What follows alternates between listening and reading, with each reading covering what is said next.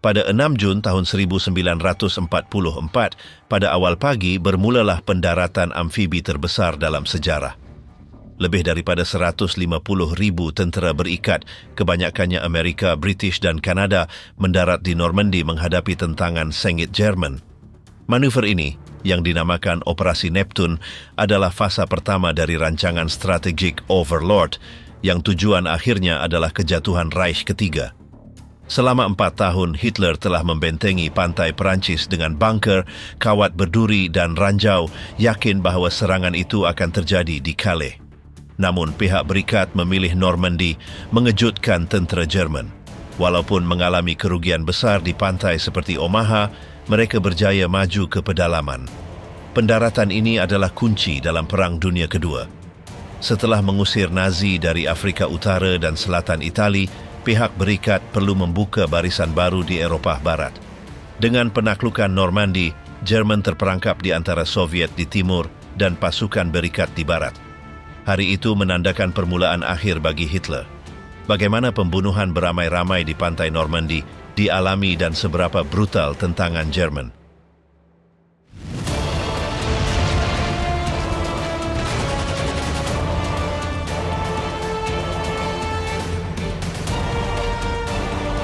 Operasi Overlord, pendaratan terbesar dalam sejarah.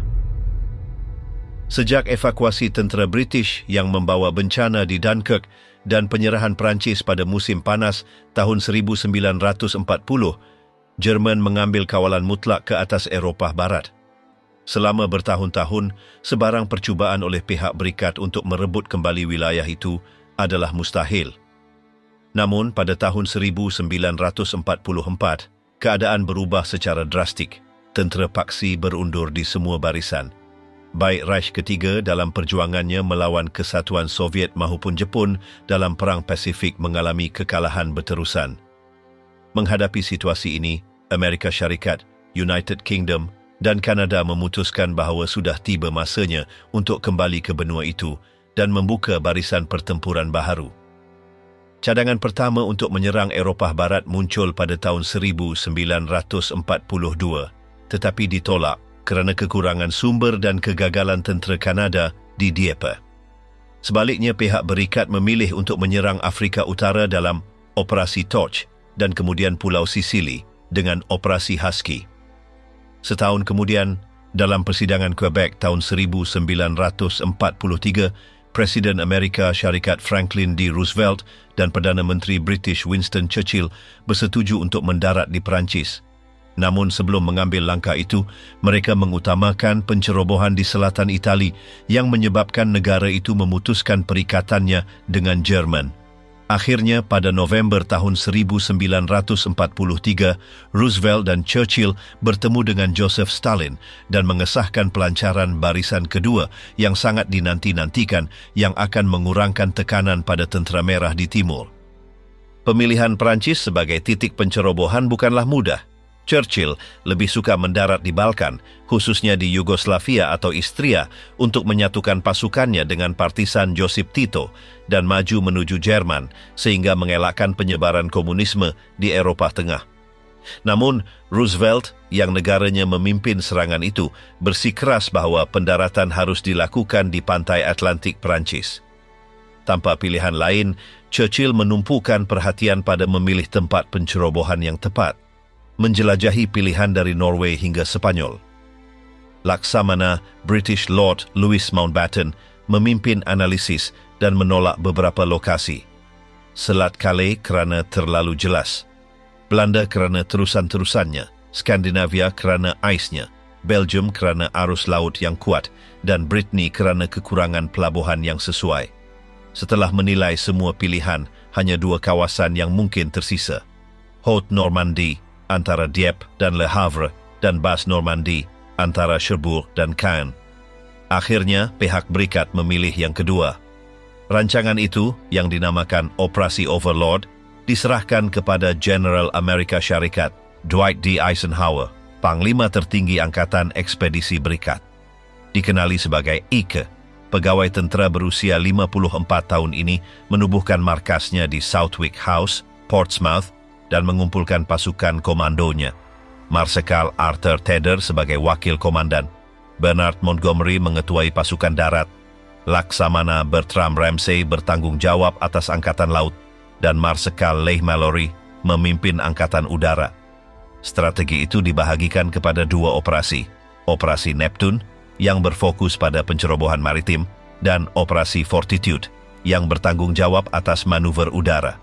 Adapun pasukan darat mereka diorganisasikan di bawah kumpulan tentara 21. Pengerahan Operasi Overlord meliputi jalur 80 km di Normandy dibahagikan kepada 5 sektor: Utah, Omaha, Gold, Juno, dan Sword. Pasukan Amerika Syarikat bertanggung jawab atas 2 sektor pertama, sementara British dan Kanada memimpin sektor-sektor yang tersisa. Serangan bermula dengan pendaratan puluhan ribu tentera yang diorganisasikan dalam pelbagai divisi infanteri dan unit khas. Bersama mereka, pasukan lintas udara melakukan terjunan strategik pada dini hari, mengamankan titik-titik kunci seperti jambatan dan jalan raya. Di udara, ribuan pesawat tempur, pengangkut, dan pengebom memberikan sokongan, sementara di laut, hampir 7.000 kapal membentuk armada berikat yang perkasa. Untuk menyokong pencerobohan, inovasi logistik seperti pelabuhan terapung dan saluran paip bawah laut yang mengangkut bahan bakar dari England ke Perancis dibangun. Seluruh operasi ini yang melibatkan jutaan tentera dan bertantan peralatan berpusat di pelabuhan dan pangkalan tentera British, tempat pasukan berkumpul dalam kerahsiaan mutlak. Penipuan besar, bagaimana pihak berikat mengelirukan Hitler. Perisikan memainkan peranan penting pada hari H kerana pihak berikat berjaya menipu Adolf Hitler dengan membuatnya percaya bahawa pencerobohan akan dilakukan di Selat Calais dan bukannya di Normandy. Untuk mencapai ini, mereka menggunakan pelbagai strategi. Salah satunya adalah penciptaan tentera hantu di bawah komando General George Patton yang terdiri daripada kereta kebal kembung dan divisi-divisi yang tidak wujud yang mengelirukan pesawat pengintai Jerman. Selain itu, transmisi radio di Kent ditingkatkan untuk memperkuat gangguan. Peranan penting dimainkan oleh mata-mata Sepanyol Joan Puyol alias Garbo yang beroperasi sebagai ejen ganda meyakinkan Nazi bahawa serangan sebenar akan berlaku di Calais. Penerbangan berikat juga menyumbang kepada penipuan dengan mengebom selama berbulan-bulan bandar-bandar jauh dari Normandy, termasuk Le Mans, Tours, Paris, Reims, Brussels, Luxembourg, Cologne, dan Aachen. Pada hari-hari menjelang operasi, insiden berlaku yang menimbulkan kebimbangan bahawa rancangan itu telah terbongkar. Salah satu yang paling aneh adalah kes teka silang kata Daily Telegraph, di mana perkataan seperti Omaha, Utah dan Overlord muncul tepat sebelum pendaratan. Insiden lain berlaku ketika dokumen-dokumen tentera terbang di jalan-jalan London kerana angin dan walaupun mereka berjaya mendapatkannya kembali dengan cepat, tidak ada yang dapat memastikan bahawa tidak ada yang membacanya. Seorang pegawai juga terlupa sebuah beg bimbit yang mengandungi butiran pencerobohan di dalam kereta api, sementara di Amerika Syarikat, sebuah bungkusan yang mengandungi maklumat mengenai operasi Overlord berakhir di rumah yang salah kerana pengirim tersilap semasa menghantarnya. Pada mulanya, pendaratan dijadualkan pada 15 Mei tahun 1944. Tetapi keadaan laut dan kekurangan cahaya menyebabkan ahli meteorologi mengesyorkan agar ia ditangguhkan. Dua kemungkinan jendela cuaca baik dikenal pasti, tanggal 5, 6 dan 7 Jun atau tanggal 19, 20 dan 21 bulan yang sama. Akhirnya, tanggal 5 Jun dipilih, tetapi ribut memaksa penundaan. Para tentera yang sudah menaiki kapal menghabiskan berjam-jam dalam keadaan basah kuyup dan cemas hingga pada petang hari peningkatan cuaca untuk tanggal 6 Jun disahkan. Setelah menerima laporan itu, General Dwight Eisenhower memberikan perintah, "Ayo!"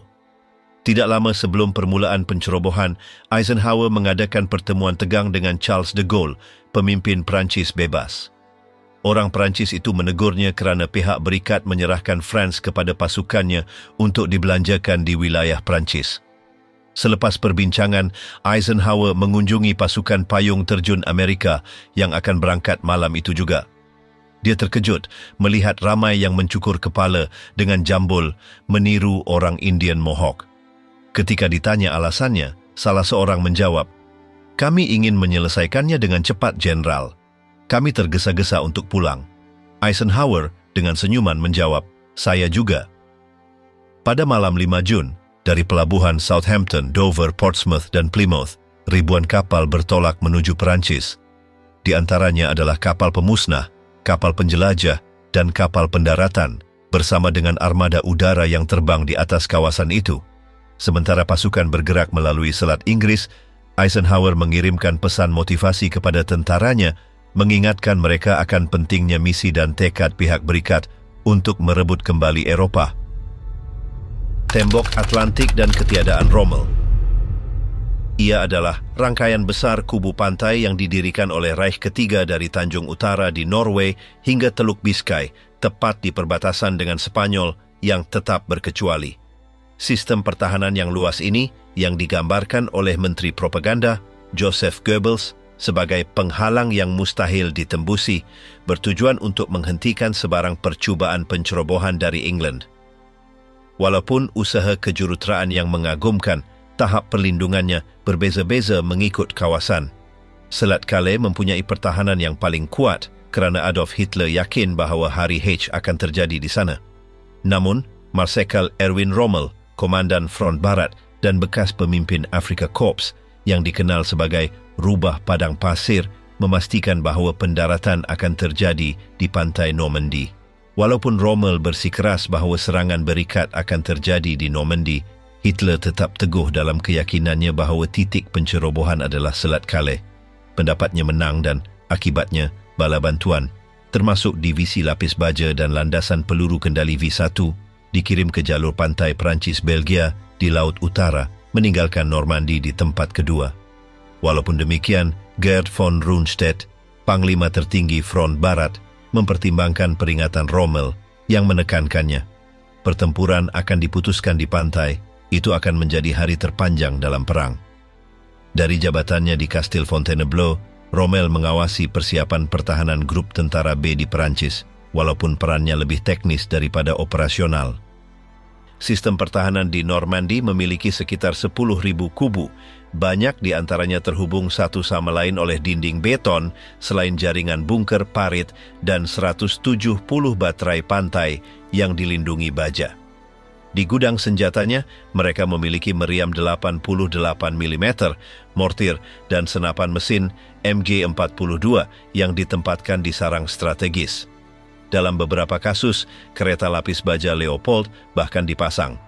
Di depan pertahanan ini terbentang kilometeran kawat berduri, 6 juta ranjau dan penghalang anti kendaraan, selain rintangan seperti batang kayu, 4.500 tiang beton dan 4.700 tiang kayu, parit untuk menghentikan tank, gundukan batu dan 11.000 bahan peledak yang melekat pada tiang yang dikenal sebagai asparagus Rommel.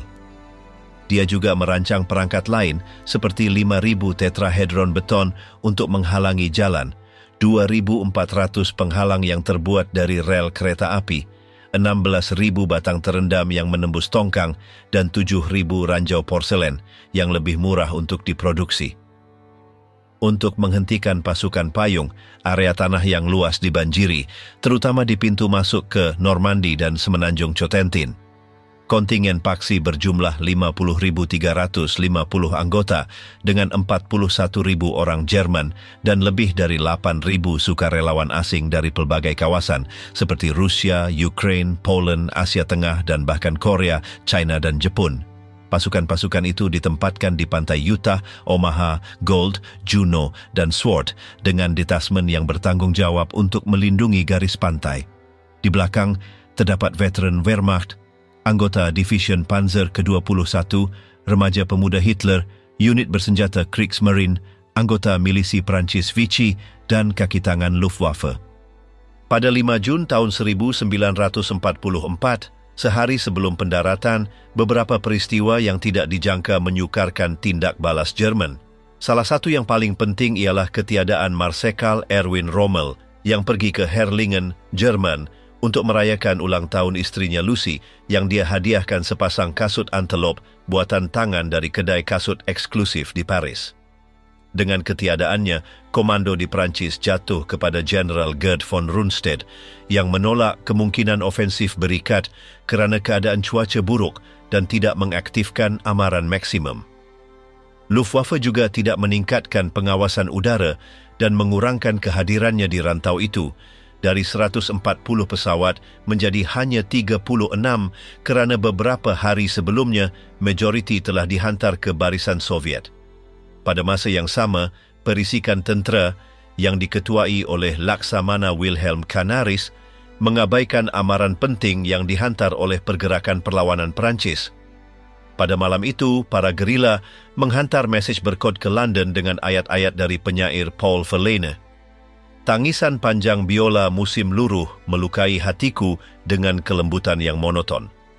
Satu-satunya komando tinggi yang kekal di posnya pada malam itu ialah General Werner Pluskat, pemimpin Division Infanteri ke-352. Dari kedudukannya, ditemani oleh anjingnya dan beberapa askar, dia memerhatikan pantai Omaha, sektor di mana operasi Overlord akan memberikan pukulan terkuatnya. Malam hari H, operasi udara dan penguasaan jambatan. Pada pukul 00.03 tanggal 6 Jun tahun 1944, 5 pesawat luncur British Horsa yang ditarik oleh pengebom Lancaster dilepaskan di tengah penerbangan di atas terusan Caen dekat muara Sungai Orne. Mereka turun dengan cepat tanpa dikesan oleh pengawal Jerman dan mendarat antara 20 dan 40 meter dari jambatan Pegasus. Setelah menyentuh tanah, komando dari Kompeni Bebas Payung, terjun ke-22 yang dipimpin oleh Komandan John Howard segera keluar dan merebut struktur itu secara mengejut. Dalam pertempuran pertama, seorang penjaga Jerman dan Letnan British Herman Brotherich gugur menjadi korban pertama hari H. Baku tembak di lorong pejalan kaki berlangsung kurang dari 1 menit.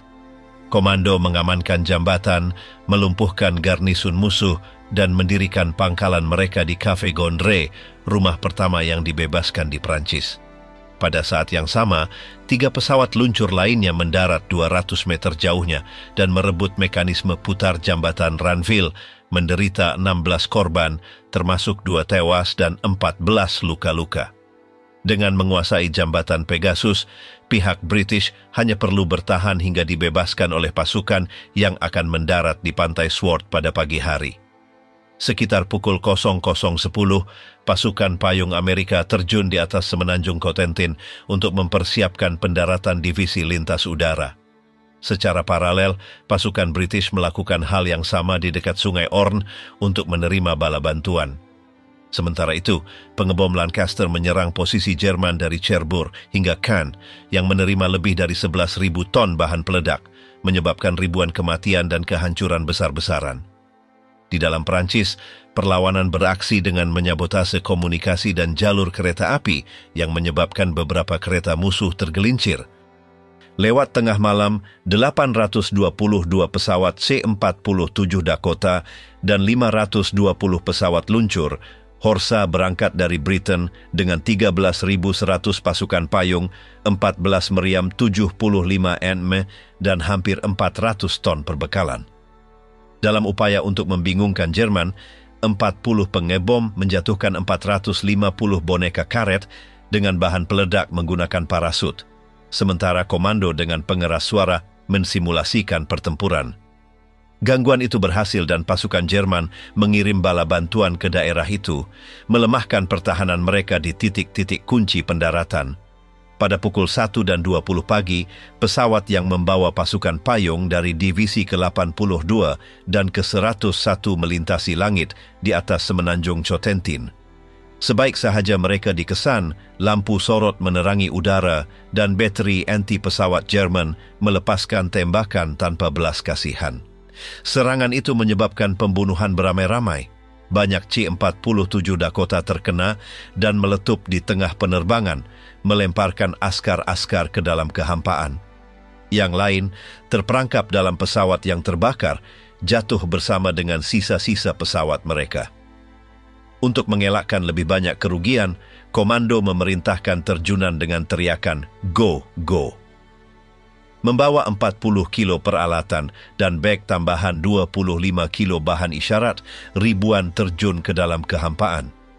Namun, ramai yang tidak selamat. Ada yang ditembak jatuh semasa turun, yang lain terhempas kerana kerosakan payung terjun. Sebaik sahaja di darat, mimpi buruk berterusan. Orang Jerman yang sudah berjaga-jaga menembak mereka yang berjaya mendarat. Yang lain meninggal dunia kerana jatuh ke dalam payah dan lemas, sementara yang lain terperangkap di pokok dan bumbung. Pesawat luncur juga tidak bernasib baik. Beberapa terhempas ke kawasan banjir dan yang lain terhempas, meninggalkan penumpangnya dalam keadaan bingung. Kekeliruan total, tidak ada yang tahu kedudukan tepat mereka dan penyebaran sangat besar. Untuk berkomunikasi dalam kegelapan, orang Amerika membawa whistle yang meniru bunyi kata, tetapi orang Jerman menangkap satu dan menggunakannya untuk menarik tentera ke dalam hendap. Semasa malam yang malang itu, 42 pengangkut C-47 Dakota ditembak jatuh dan 159 kembali rosak ke England. Pesawat luncur Horsa juga mengalami banyak korban, termasuk General Don Pratt yang meninggal dunia dalam kemalangan berhampiran Hisfield. Beberapa misi berakhir dengan bencana seperti percubaan untuk merebut jambatan Le Port, di mana dari 575 askar, 168 menjadi korban dengan 93 tewas dan 75 ditawan. Di Neuville-Auckland, 2 kompeni berjaya merebut tempat itu selama beberapa jam, tetapi serangan balas Jerman memaksa mereka mundur, meninggalkan 28 tewas. Kes lain ialah Saint-Côme, di mana satu-satunya yang selamat, Kopral Joseph Bearle, jatuh di atas gereja, ditawan, dan beberapa bulan kemudian melarikan diri dari kem tahanan untuk bergabung dengan Tentera Merah. Walaupun penyebaran, beberapa kumpulan berjaya menyelesaikan misi mereka, seperti 150 yang mengamankan pintu Air La Barquette atau mereka yang merebut Chef Dupont dan bateri yang ditinggalkan di San Martin de Vareville. Hanya 10% daripada pasukan payung terjun jatuh di kawasan yang dirancang. Yang lain mendarat antara 8 dan 40 kilometer dari sasaran. Dari semua itu, hanya 44 yang kembali ke England, 35 kerana cedera dan 9 kerana desersi. Salah satu episod yang paling dramatik berlaku di Saint-Mère-Église, di mana kebakaran menerangi kawasan itu tepat ketika Kompeni F dari Division ke-82 turun. Orang Jerman yang berjaga-jaga menembak tanpa henti menghapuskan hampir semua orang. Ada yang tergantung di pokok atau bangunan, seorang mati terbakar dan yang lain tergelincir dari bumbung gereja. Hanya askar John Steele yang selamat dengan berpura-pura mati sambil tergantung di menara loceng, walaupun deringan loceng yang berterusan membuatnya pekak sebahagian. Division Lintas Udara ke-6 mempunyai pengalaman yang berbeza. Dengan 8,000 askar dan 355 pesawat luncur Horsa, misi mereka adalah untuk memusnahkan jambatan di timur Normandy untuk mengelakkan serangan balas musuh. Pihak British berjaya melaksanakan tugas mereka. Mereka meletupkan jambatan Bures setelah menghapuskan 6 kenderaan berperisai dengan pelancar granat Piat dan sekumpulan kecil memusnahkan jambatan Troan setelah menyusup dengan jeep ke garis musuh. Pihak Kanada, walaupun mengalami banyak korban, berjaya merobohkan jambatan Vareville dan Rob Home di Sungai Divet. Menjelang pukul 3 pagi, pasukan payung terjun terakhir menyentuh tanah sementara penerbangan berikat tanpa henti mengebom laluan kereta api dan pusat komunikasi di Normandy. Penggera sudah dibunyikan di Saint-Lô, tetapi baik di Paris maupun di Berlin tidak ada reaksi tepat pada masanya. Sementara itu, armada berikat berada di antara 11 dan 15 batu nautika dari pantai dengan pasukan menaiki kapal pendaratan. Secara paralel, satu platon yang dipimpin oleh Sarjan John Zanders mendarat di pulau kecil Saint Marcouf. Walaupun mereka berjaya merebut kawasan itu, mereka mengalami 19 korban, termasuk 2 tewas akibat ranjau dan perangkap letupan. Serangan ke Merville dan pendaratan di Utah. Ketika jam menunjukkan pukul 3.35 pagi, tentera dari Division ke-716 Jerman akhirnya berjaya mengesan pasukan British di bawah pimpinan Komandan John Howard di jambatan Pegasus di atas Sungai Orne. Amaran itu cepat sampai ke detasmen berdekatan dari Division Panzer ke-21 yang menghantar satu kolom kenderaan berperisai untuk menghadapi mereka. Namun setibanya di titik konflik, kemarahan itu terhenti secara tiba-tiba ketika salah satu kereta kebal terkena senjata anti-kereta kebal Piat yang ditembak oleh pihak British. Impak ini menyebabkan pihak Jerman berundur, yakin bahawa musuh mempunyai kekuatan yang jauh lebih besar. Untuk memburukkan lagi keadaan, pihak British telah menawan meriam 50 mm dari tentera Jerman sendiri dan menggunakannya terhadap mereka. Sementara itu, kira-kira beberapa kilometer dari Sungai Orne, pasukan payung terjun British dari Division ke-6 Lintas Udara mengambil alih Renville sekitar pukul 3.50 pagi. Selepas menghapuskan askar-askar Jerman terakhir, mereka mengamankan kawasan itu dan membersihkan padang-padang berdekatan, mengalihkan bahan letupan dan pancang kayu untuk memastikan ketibaan bantuan udara pada siang hari. Salah satu kejayaan terbesar Division ke-6 Lintas Udara adalah penawanan bateri Merville. Hanya 170 pasukan payung terjun di bawah pimpinan Lieutenant Colonel Terence Otway mengambil bahagian dalam serangan itu, walaupun operasi itu telah direka untuk 750 askar dengan persenjataan tambahan. Keadaan menjadi rumit ketika 6 pesawat luncur Horsa mendarat terlalu jauh, menyebarkan majoriti pejuang di tengah kegelapan hutan Normandy. Walaupun begitu, mereka menghadapi 160 pertahanan Jerman, terdiri daripada juru artileri dan juru tempur yang bertahan di belakang medan periuk api, kawat berduri ganda dan beberapa kubu konkrit. Tidak lama sebelum serangan darat, penerbangan British mengebom kedudukan itu dengan 400 tan bahan letupan. Tidak lama kemudian, pasukan payung terjun berjaya membuka 4 jurang dalam kawat berduri dan mara di bawah perlindungan senapan mesin Vickers. Pertempuran jarak dekat sangat brutal, tetapi akhirnya pihak British berjaya menguasai kedudukan itu, meninggalkan sejumlah besar korban. 65 antara yang tewas dan cedera di pihak mereka dan 47 di pihak Jerman, dengan 22 tewas dalam aksi dan 25 cedera. Dengan kedatangan Fajar tanggal 6 Jun tahun 1944, General Werner Pluskat yang memimpin batalion pertama penembak dari Division Infantry ke-352 memerhatikan dari bunker tinggi di atas pantai Omaha. Di sisinya, anjingnya, yang hingga saat itu tidur dengan tenang, tiba-tiba terbangun dan mulai menyalak tanpa alasan yang jelas. Ketika mengarahkan binokularnya ke cakrawala, pegawai Jerman itu melihat bagaimana kabut menghilang dan tiba-tiba muncul 6.000 kapal berikat bersedia untuk memulai pencerobohan. Tepat pada pukul 5.50 pagi, armada berikat melepaskan tembakan ke atas 5 pantai yang ditetapkan untuk pendaratan. Kapal perang, kapal penjelajah, dan kapal pemusnah melancarkan hujan peluru berat dan sederhana. Sementara 38.000 roket menghantam pantai, meninggalkan pemandangan kawah dan asap. Sejurus selepas itu 1.641 pesawat dari Angkatan Udara berikat menyerang kedudukan Jerman. Pengebom berat B-17 dan B-24, Liberator melepaskan bertantan bahan letupan dari ketinggian tinggi dan B-26 Marauder terbang pada ketinggian yang lebih rendah menambahkan lebih banyak kehancuran. Namun, ketepatan pengeboman kurang baik kerana mereka gagal mengenai sasaran utama. Sementara itu, ratusan kapal pendaratan mara dengan ribuan tentera Amerika, British dan Kanada di dalamnya. Ramai di antara mereka tiba dalam keadaan letih setelah berjam-jam menunggu, pening akibat ombak dan ada yang muntah akibat sarapan pagi yang banyak yang telah mereka makan. Sebaliknya, para pertahanan Jerman yang dilindungi di bunker dan parit menunggu dengan tenaga dan siap untuk menangkis serangan itu. Pada pukul 6.30 pagi, Division Infantry ke-4 mendarat di pantai Utah dengan 23.250 tentera dan 32 kereta kebal Sherman DD.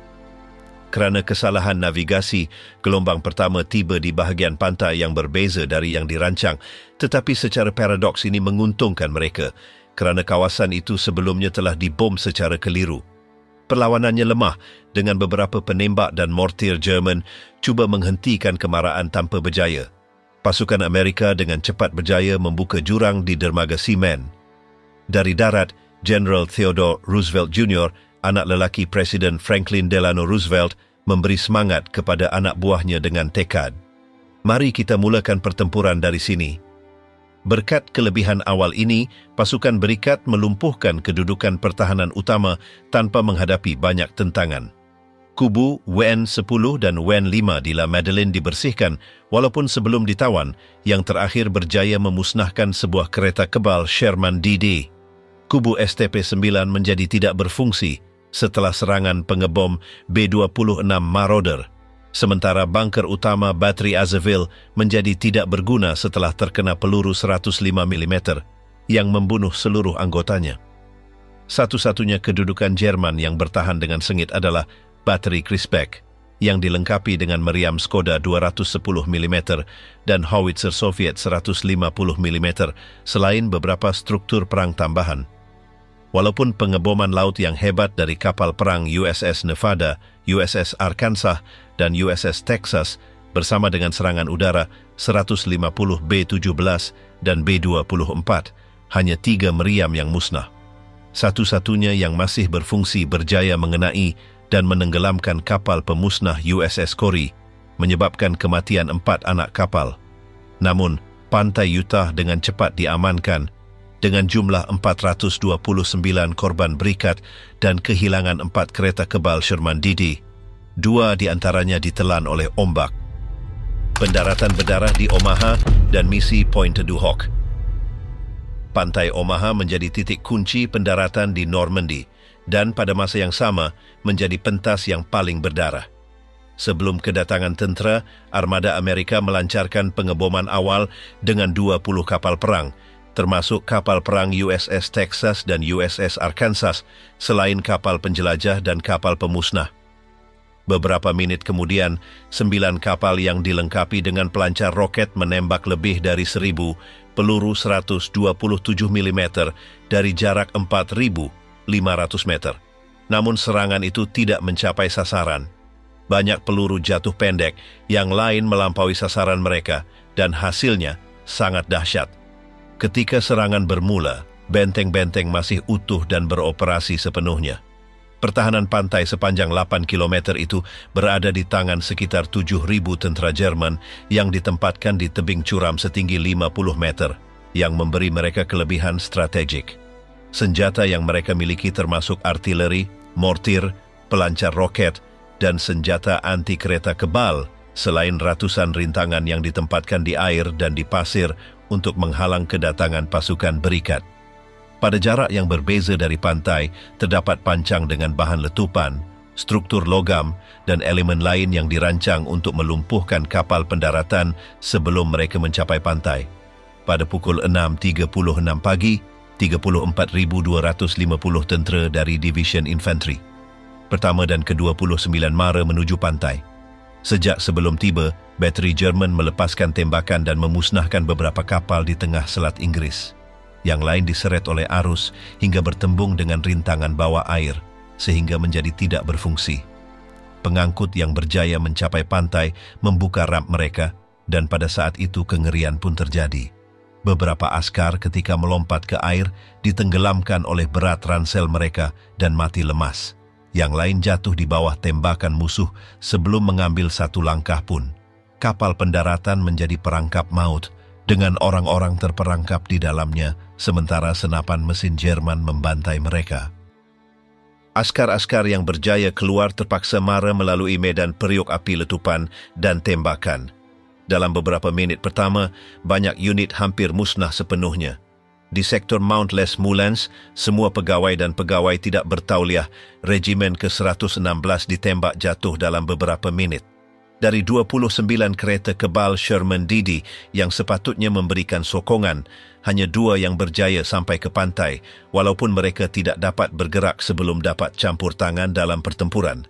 Dengan korban yang di beberapa sektor melebihi 75%, yang selamat terpaksa menggali lubang di pasir dan mencari perlindungan di belakang rintangan apapun yang menawarkan perlindungan minimum. Pendaratan di Omaha pada saat itu tampak ditakdirkan gagal. Sementara itu, antara Utah dan Omaha, Sekumpulan 255 Ranger mendarat di tebing Point Teduh Hawk pada pukul 7.10 pagi. Misi mereka adalah untuk menguasai kedudukan Jerman, di mana diyakini terdapat 6 meriam 155 mm yang dilindungi oleh bunker dan sarang senapan mesin. USS Texas dan penerbangan telah berusaha melemahkan pertahanan dengan pengeboman hebat, tetapi sekali lagi artileri musuh masih utuh.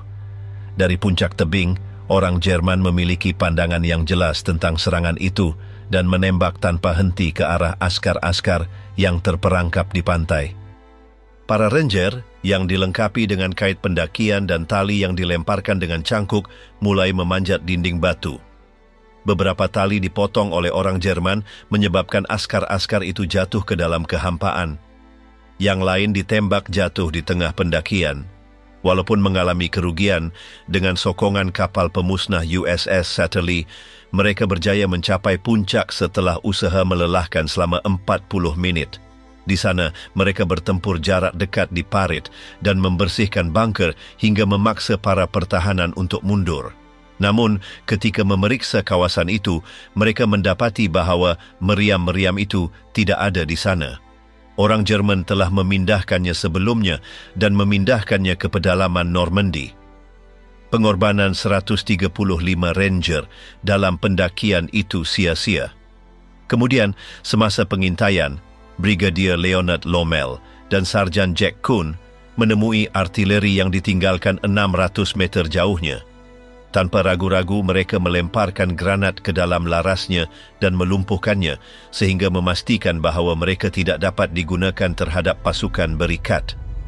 Serangan Gold dan Juno, api dan perlawanan. Pada pukul 7.25 pagi, tentera British bertempur di Pantai Emas.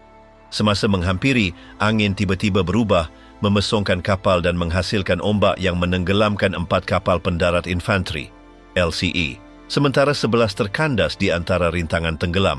Namun, ketika 24,970 askar Inggeris menjejakkan kaki di pantai, Division Infantry ke-50 Northumbrian bersama dengan Brigade Perisai ke-8 dan Komando Marin Diraja ke-47 mara melalui pasir dan mengatasi benteng menghadapi para pertahanan yang tersebar dan tidak punya waktu untuk mengatur diri. Hanya di Hamel, sebuah tempat peranginan tepi laut yang dibentengi, terjadi penundaan yang signifikan kerana para pertahanannya yang merupakan orang Rusia Putih memusnahkan 3 kereta kebal Sherman DD dan menyebabkan 60 korban British dengan 20 tewas dan 40 cedera. Namun, setelah garnisun menyerah, pihak British dapat melanjutkan ke pedalaman.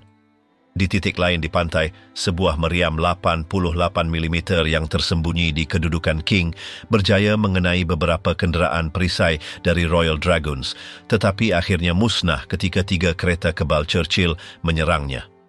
Hal serupa terjadi di kubu WN-34, di mana Flak 88 lain dilumpuhkan sebelum pihak Inggris menduduki baik Mercusuar maupun La Rivière. Selama pertempuran ini, mereka menangkap 30 askar Jerman, walaupun kehilangan 90 orang, dengan 30 tewas dan 60 cedera, selain beberapa kenderaan perisai. Beberapa jam kemudian, Sarjan Major Stanley Hollis menerobos masuk ke pedalaman Normandy dan, ketika tiba di Villa Palangana, melemparkan granat ke dalam bunker, melumpuhkan mereka yang berada di dalamnya. Kemudian, bersenjatakan senapan mesin Sten, dia membersihkan parit-parit di dekatnya, memastikan penguasaan penuh Pantai Gold, sebuah keberanian yang membuatnya menerima Victoria Cross. Pada pukul 7.35 pagi, pihak Kanada mendarat di Pantai Juno. Dengan 21,400 orang dari Division Infantry ketiga, mereka menghadapi perlawanan sengit, kerana pengeboman sebelumnya hampir tidak berjaya merosakkan 14% benteng musuh.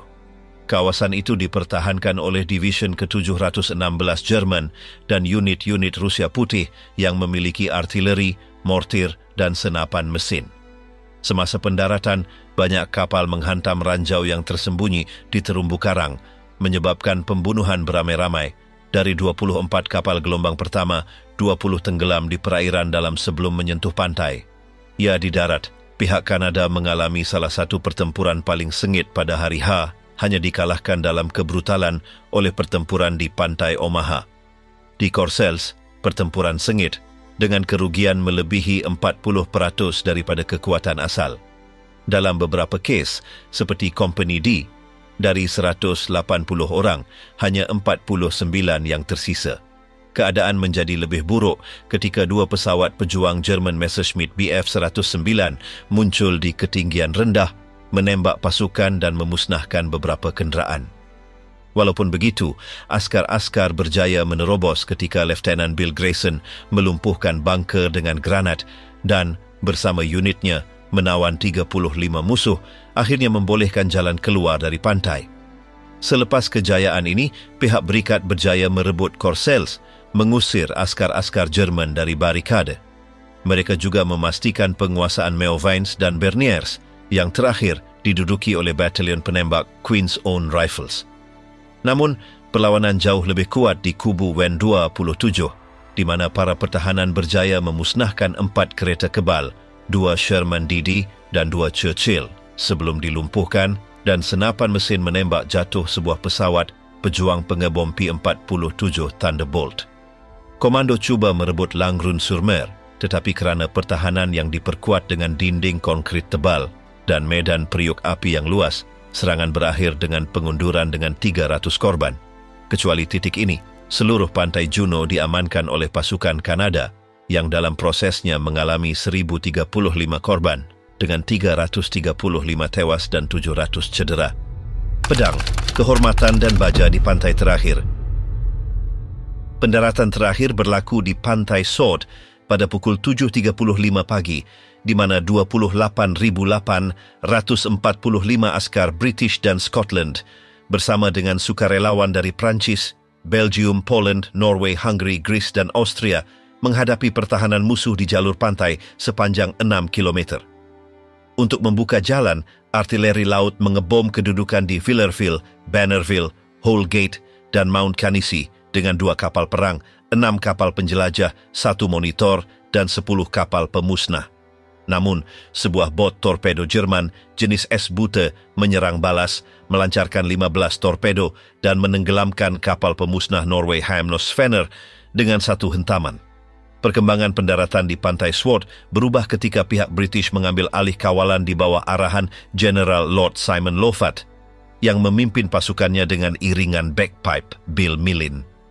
Setelah wilayah di pantai diamankan, kubu Wen 20 di Le Breche dihapuskan dan sekumpulan marin diraja berjaya menawan Lyon-sur-Mer, walaupun dalam operasi itu 30 askar kehilangan nyawa.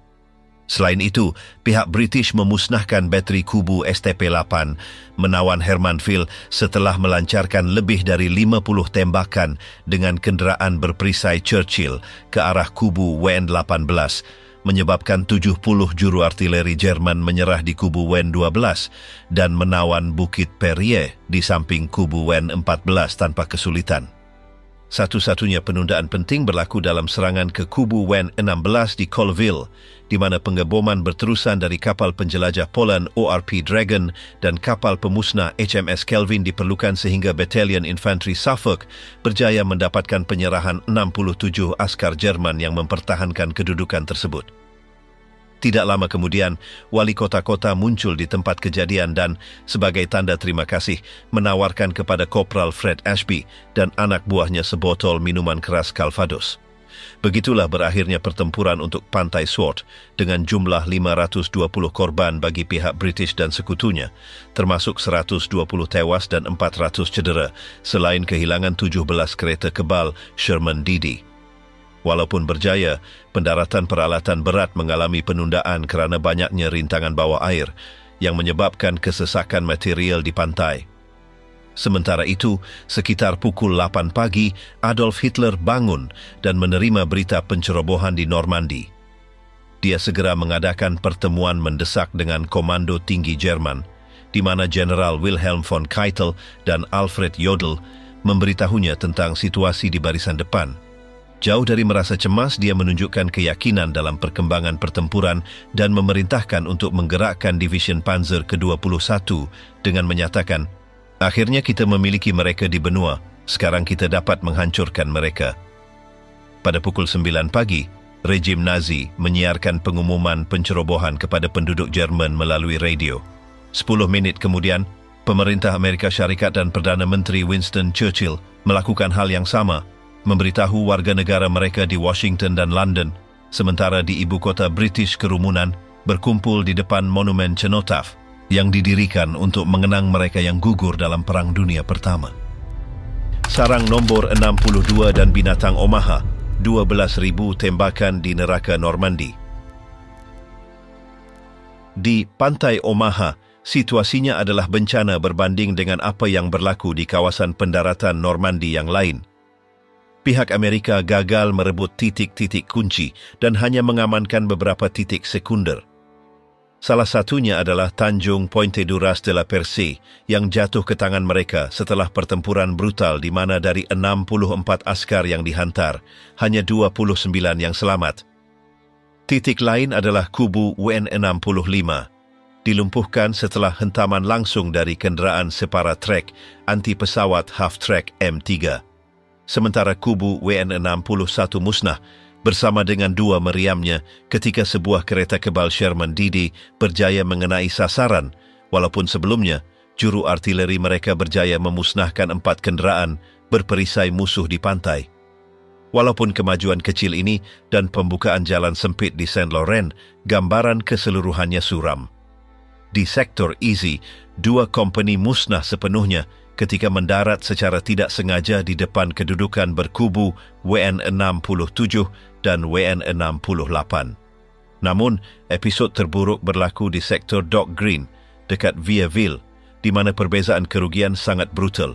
600 orang Amerika tewas berbanding hanya 54 pertahanan Jerman yang memiliki keuntungan dilindungi dengan baik di belakang benteng konkrit di kubu WN72 dan WN73, selain sebuah hotel lama yang diperkuat sebagai titik perlawanan.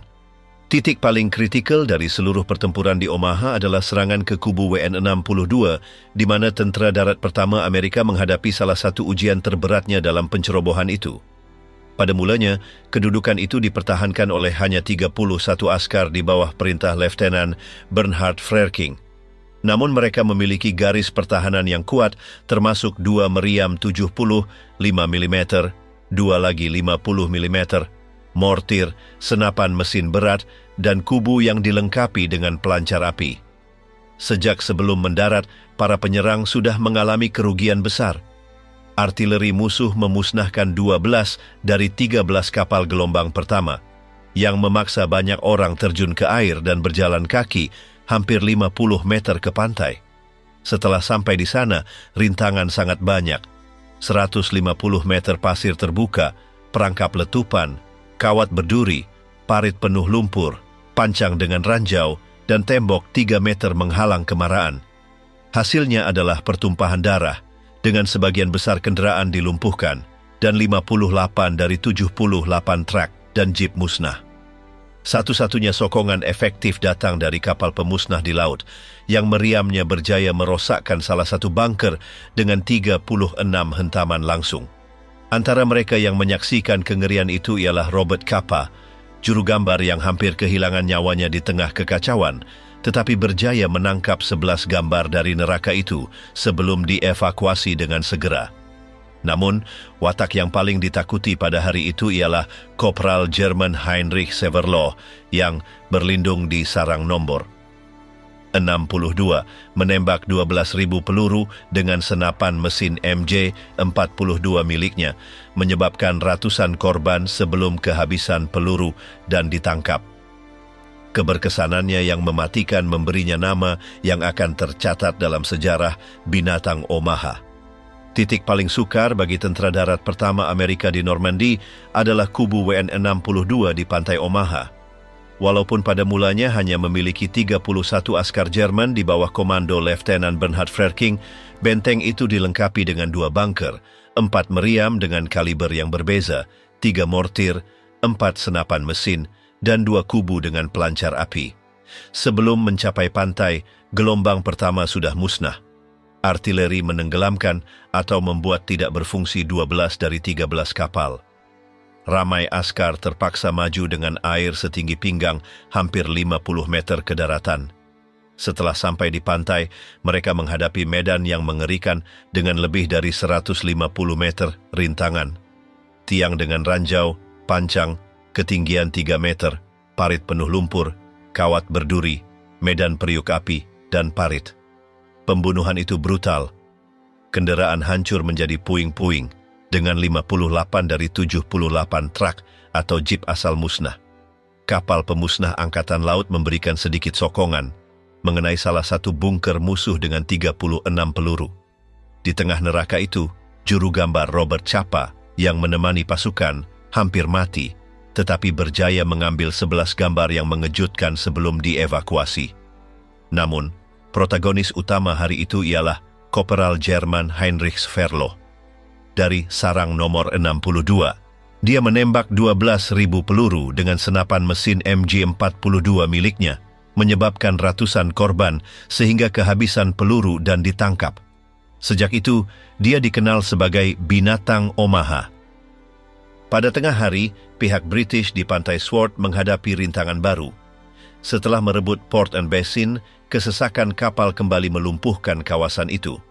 Hal serupa terjadi di Juno, di mana Division Infanteri Ketiga Kanada setelah merebut Berniers, terperangkap dalam kekacauan lalu lintas yang menghalang laluan bala bantuan. Di pedalaman, Divisi Lintas Udara Amerika menghadapi perlawanan sengit Jerman dan pergerakan perlawanan Perancis juga tidak dapat bekerja sama seperti yang diharapkan kerana terlibat dalam pertempuran dengan milisi Vichy. Ada sektor di mana kemajuan lebih mudah, terutama melawan pasukan asing Paksi. Ramai askar Rusia Putih, Georgia, dan Muslim menyerah setelah pertempuran kecil, walaupun ada pengecualian.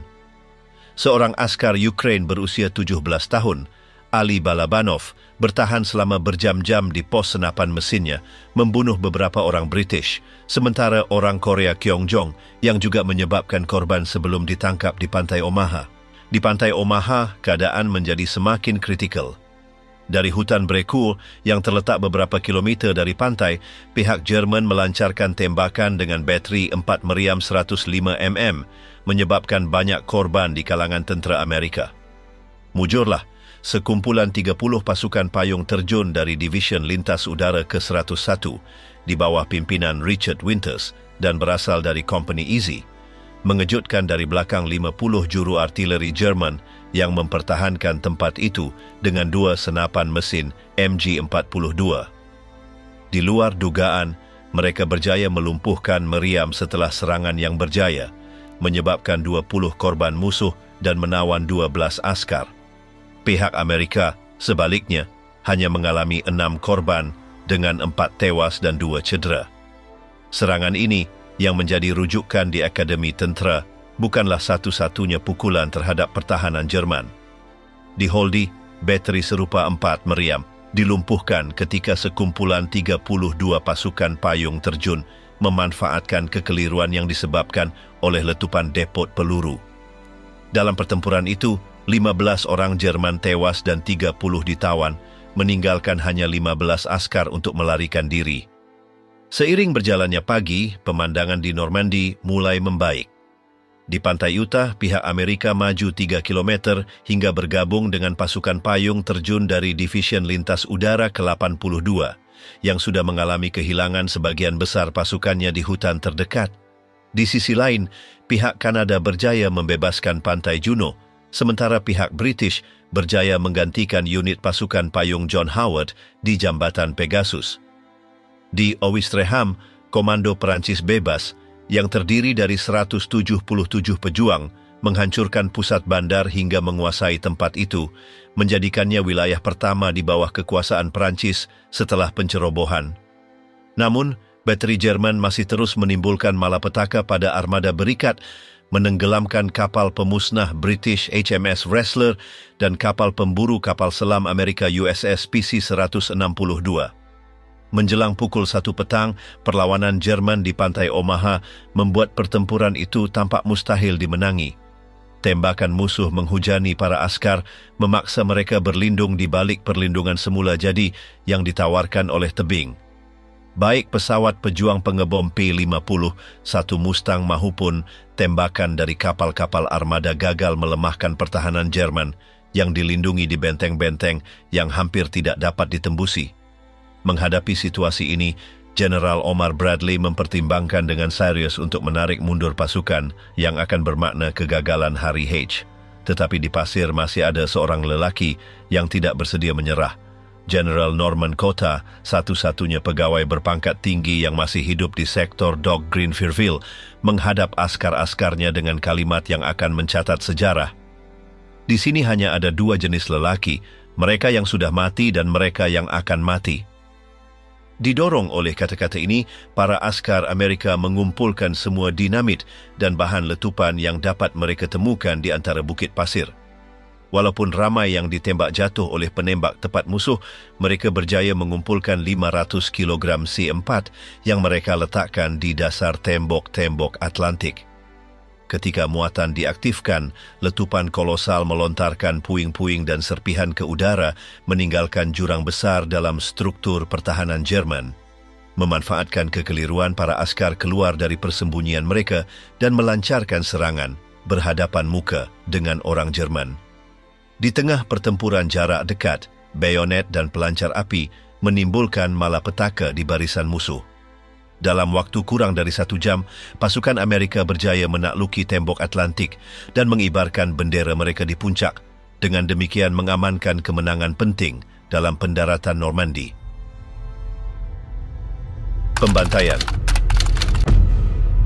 Pada pukul 2 petang tanggal 6 Jun tahun 1944, tembakan terakhir di pantai Omaha menandakan berakhirnya pendaratan di Normandy dan permulaan pencerobohan Perancis. Pertempuran yang bermula selepas tengah malam berlangsung selama hampir 14 jam. Anehnya, benteng pertahanan yang telah dibangun oleh Jerman selama 4 tahun jatuh dalam waktu kurang dari sehari. Pasukan Berikat mencatat sekitar 12,000 korban antara yang tewas, cedera dan ditawan.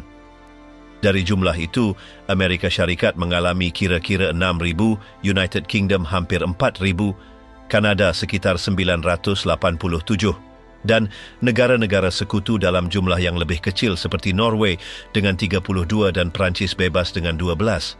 Dari segi peralatan, kerugiannya signifikan. 34 kereta kebal musnah, 127 pesawat ditembak jatuh dan hampir 300 kapal tenggelam, termasuk 3 kapal pemusnah dan banyak kapal pendaratan. Di pihak Jerman, kerugiannya sekitar 6,000 korban, separuh dari lawan mereka, dengan 2,000 askar tewas dan 4,000 ditawan. Anehnya, negara yang paling banyak kehilangan nyawa pada hari H adalah Perancis, akibat pengeboman Berikat. Secara keseluruhan, dianggarkan 10,000 orang awam tewas dan 2 kali lipat cedera dalam serangan ke atas Normandy, Semenanjung Cotentin dan Caen. Dengan penawanan pantai, barisan kedua yang dinanti-nantikan terbuka. Sejak saat itu, Jerman terpaksa bertempur di 2 barisan, Soviet yang mendesak dari timur dan pasukan Barat yang maju dari barat. Rommel yang telah mendesak Hitler untuk memperkuat Normandy dan bukannya Calais, ternyata benar. Tidak lama kemudian, tentera Jerman terbukti tidak siap untuk menahan pihak Berikat, terutama ketika ofensif tentera merah di Belarusia memaksa Jerman untuk menyebarkan pasukannya ke seluruh benua. Ini mempercepat kemajuan Berikat dan menyebabkan kejatuhan Paris pada bulan Ogos tahun itu. Tanggal 6 Jun tahun 1944 tercatat sebagai salah satu hari paling menentukan abad ke-20. Ia bukan sahaja memastikan kemenangan pihak Berikat, tetapi juga menetapkan kehadiran mereka di Eropah sebelum kesatuan Soviet merebut lebih banyak wilayah. Namun kos kemanusiaan sangat tinggi, dengan ribuan askar tewas di pantai dan pasukan payung terjun yang tidak pernah menyentuh tanah hidup-hidup. Oleh kerana itu, hari H akan tercatat dalam sejarah dengan nama yang paling tepat mendefinisikannya, hari terpanjang.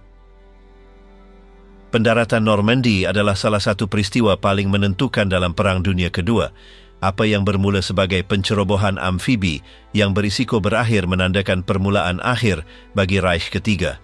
Hanya dalam 14 jam pertempuran, pihak Berikat mencapai apa yang tampak mustahil, mengatasi tembok Atlantik dan mewujudkan pijakan di Eropah Barat. Namun kosnya sangat dahsyat. Lebih dari 12.000 korban di antara para penyerang dan jumlah yang serupa di antara para pertahanan Jerman membuktikan kebrutalan pertempuran. Walaupun kejayaan ketenteraan, Normandy juga menjadi neraka bagi penduduk awam. Perancis, secara paradoks, adalah negara dengan kerugian nyawa terbesar pada hari itu, dengan sekurang-kurangnya 10.000 orang awam tewas akibat pengeboman berikat. Pembantaian di pantai Omaha, perlawanan di kedudukan Jerman, dan pertahanan sengit kubu menjadi saksi kekejaman konflik. Hari H bukan sahaja menentukan hasil perang, tetapi juga mengubah geopolitik dunia.